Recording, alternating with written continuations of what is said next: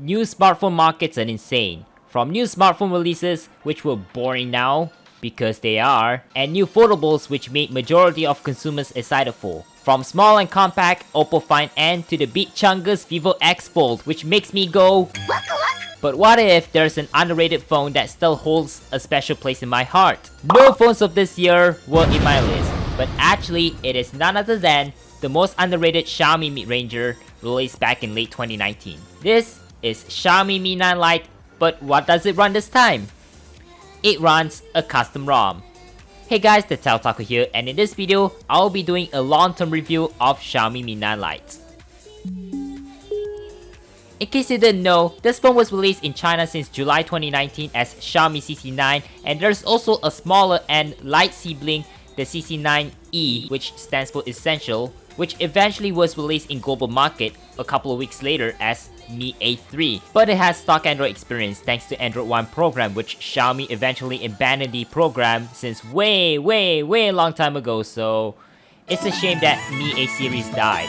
However, we don't see global version of Xiaomi CC9 until they release it 2 months later in global markets since the release in China markets, which is what they decided to rebrand CC9 for global markets was the Mi 9 Lite. Unfortunately, this phone was short-lived in terms of sales since it got overshadowed by Mi 9T back in the day. Talking about the design, the Mi 9 Lite looks absolutely astonishing. It looks about the same as Xiaomi's X flagship from 2 years ago, the Mi 9, except couple of things if you look on the top and the SIM tray. Let's have a look at the phone for the second time since the original review.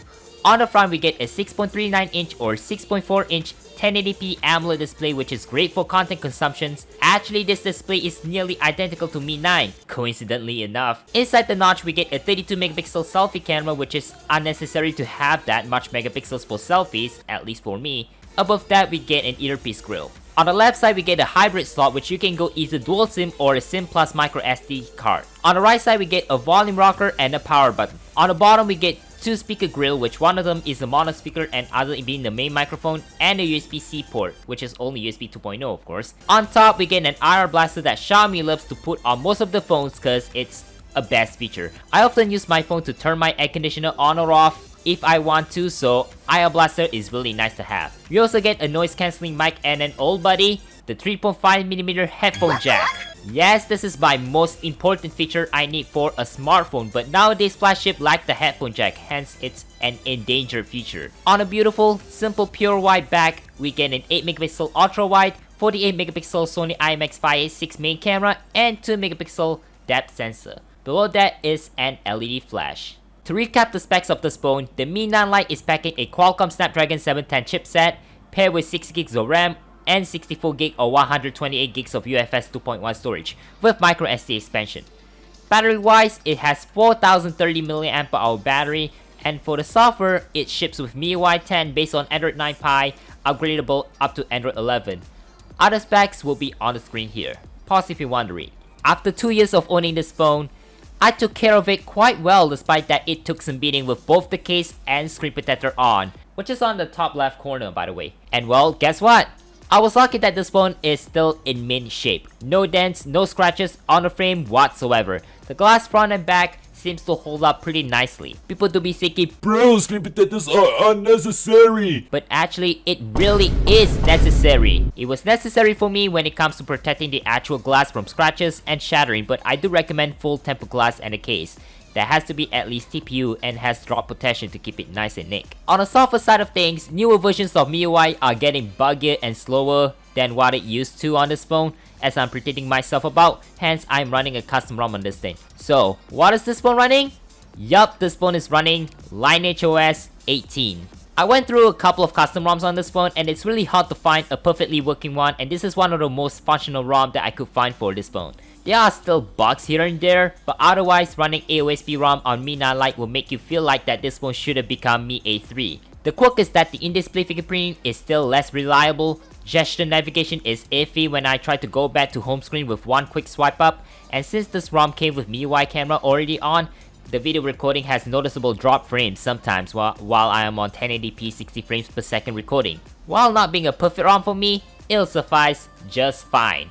One unfortunate fate about this phone is that being underrated, the custom ROM development for this phone is less active. Hopefully the developers who own this phone will find a use for it to make development active again. Android 12 on Mi 9 Lite when? Talking about burning? No, I do not have a burn-in on the AMOLED display. It's still as near pristine as before. Gameplay wise, it's quite capable if you tune the settings down for best experience. It can handle PUBG, Mobile Legends for those who care about that, but I didn't show it because I don't play those games. If you're a Genshin gamer, yes, it can run Genshin Impact at lower settings at least. But don't even try cracking the settings up as it is so demanding.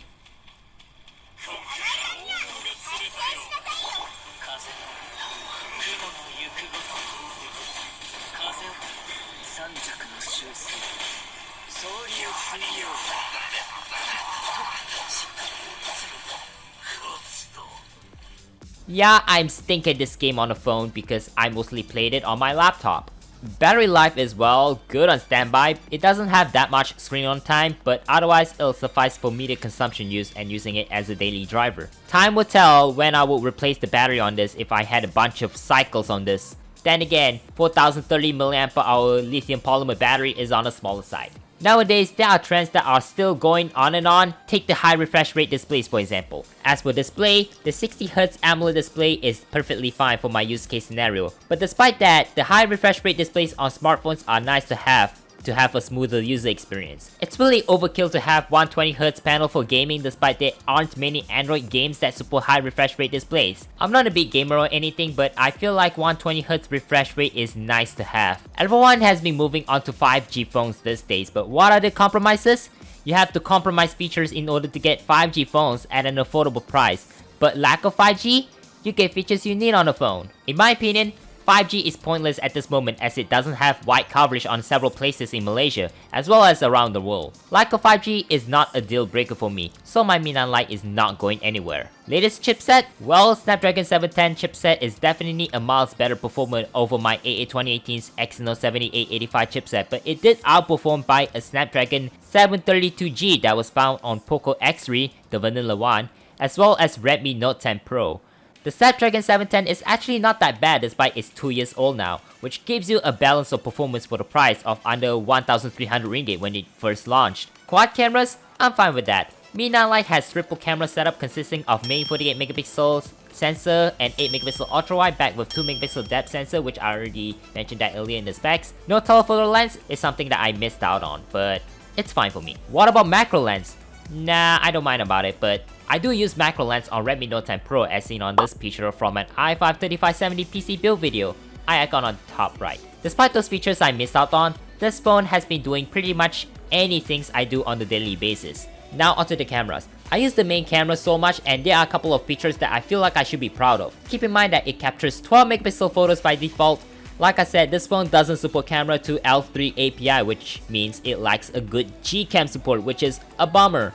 But still, it is still capable of taking great photos on this phone if it has a good lighting or you have steady hands. Low light shots are pretty nice, but with a very dark environment, it's not going to do so well. Selfie wise, it does a pretty good job. I have some new shots for you guys to judge and let me know what do you think.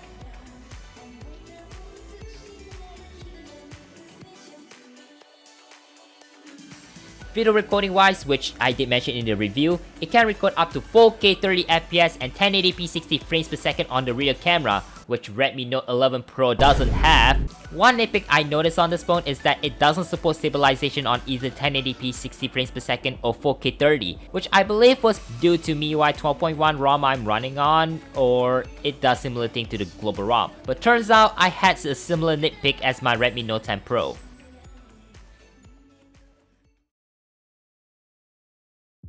I gotta say, if you own a Mi 9 Lite, yes, it was worth using it in 2022 if you want to hold off from buying latest and greatest smartphone.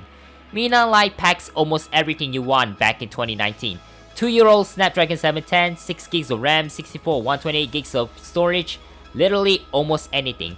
But wait, if you ask me that if you can get this phone in used markets, it's really rare finding any used Mi 9 Lite in Malaysian used markets so far. The Mi 9 Lite being part of Mi Lite series has fallen into the unfortunate fate being released few months later right after Mi 9T came out. With too many phones released, that leaves Mi 9 Lite left in the drought. Reviewers have positive thoughts about this phone, but smartphone competition is tough. There's one phone that could replace Mi 9 Lite in terms of feature similarity and such, and that is Samsung Galaxy A52s. One of TTO's absolute recommendation if you're absolutely loyal to Samsung. Yeah, seriously, don't ever buy a Galaxy A53. It's a horrible disappointment of a phone because it has Exynos chipset and no headphone jack. Anyway guys, that's gonna be a wrap up of Mi 9 Lite review in 2022. I would like to thank you guys for watching. Be sure to like, share, subscribe, and hit the bell icon for future uploads like this to support the algorithm overloads. And yes, my Ko-fi and Patreon pages are dead, but it'll be nice if you could revive it by supporting me on both Ko-fi and Patreon at the links down below. But yeah, there are not too many informations about Mi 9 Lite, hence I didn't do research correctly, so let me know in the comments below if you notice any mistakes I made in this video. It would be nice if you do that. Speaking of which, I made a new outro. Let me know if you like it, and not only that, this channel has given a new look except that the banner is just a recolor of the same one I used back in the day. And the outro is so low effort. I'm sorry if I made it low effort. Anyway, with all that out of the way, I'll catch you guys in the next week or two, or maybe next few months. The Teltaku signing out.